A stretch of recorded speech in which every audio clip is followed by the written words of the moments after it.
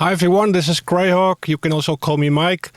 Actually, this video covers multiple topics. One of it is showing you the plugin that I just purchased to show you a little bit of my workflow. And actually, when I started to use the plugin, I was thinking, okay, let's create something on the fly. So yeah, in a short moment of time, I had something.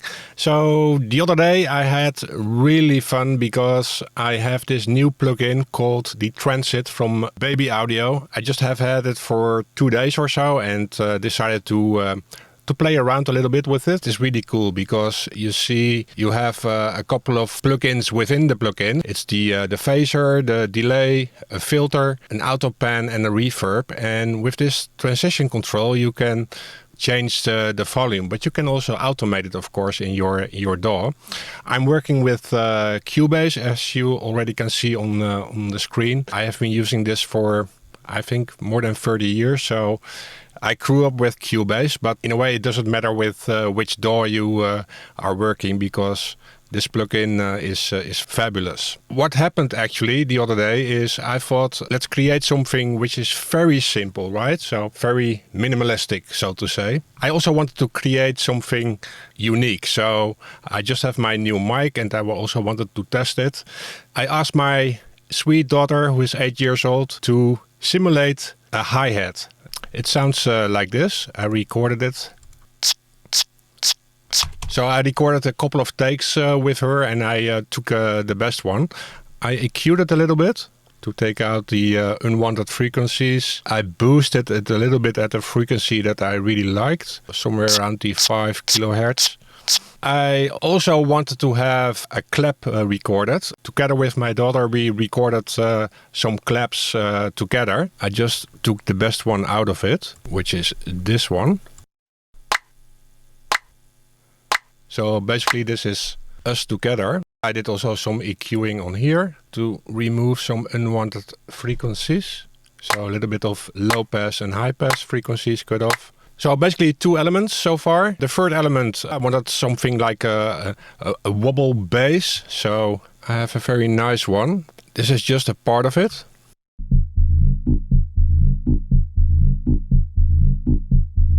And I did some side chaining on it. I use the shaperbox version 3 nowadays. I really like it. You can do so many things with this.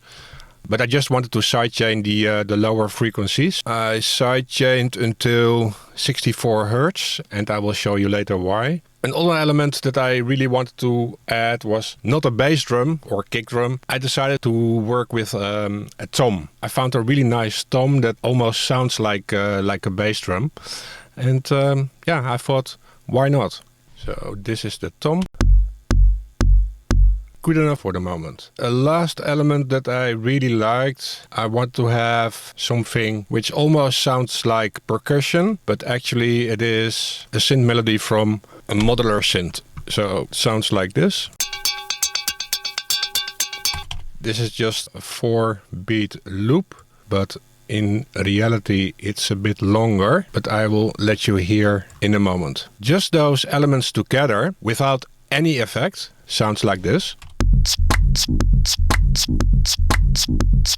But when I started, actually, I started by just recording the claps and then I started to play around with the transit. And I will open it. Here we go. And you can see that I put some automation over here. So one of the automation lines is assigned to the total volume.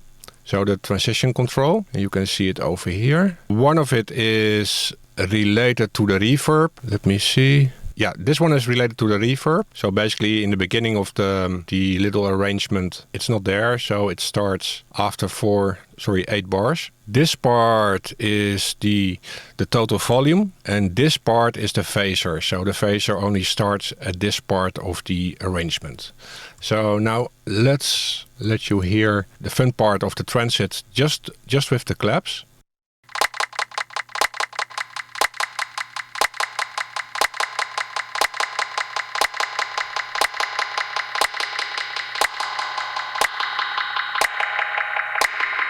Sounds like fun, right? Let me show it together with the transit so that you can see that the automation lines are actually doing something in the transit.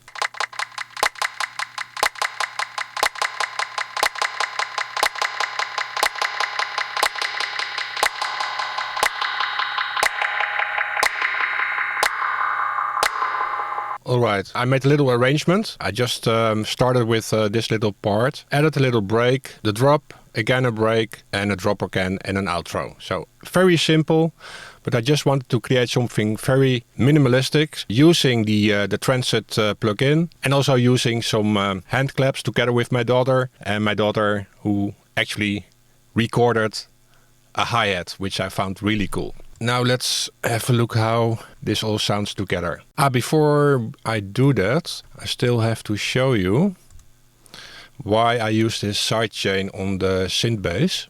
So basically what I did was, it's what I normally do. If I have a bass drum together with a bass line, I'm always comparing those two frequency wise. So I just had a look at until which frequency the tom is performing.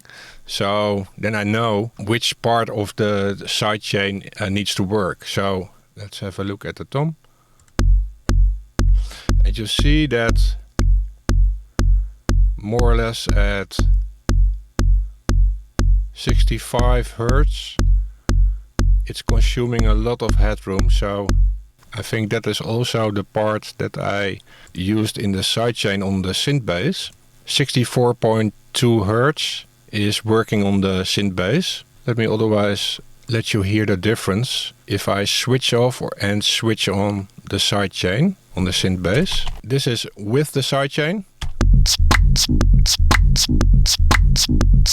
and the hi-hat and the clap. Now let's switch off the shaperbox.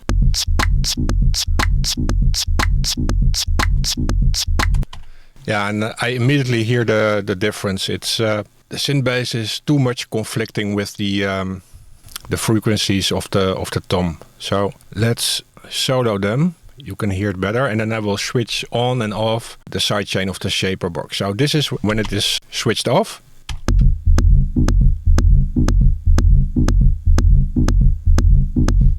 Now I'll switch it on.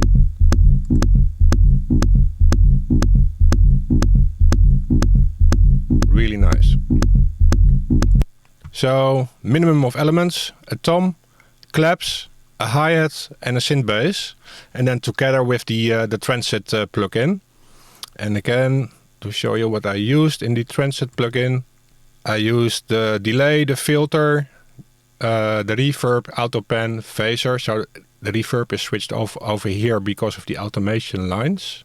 Yeah, so over here you see I use the reverb. And yeah, the automation lines are basically kind of randomly changing all the settings of the individual plugins within the transit, and yeah, it makes it really cool. And this is how it sounds like.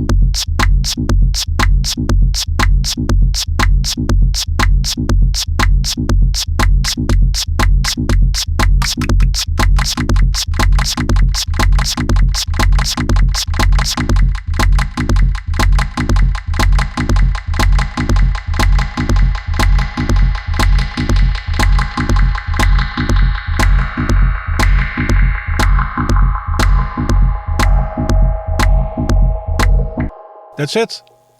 If you like this video, give it a like, subscribe to the channel, share it with others, and again, see you next time. Bye bye.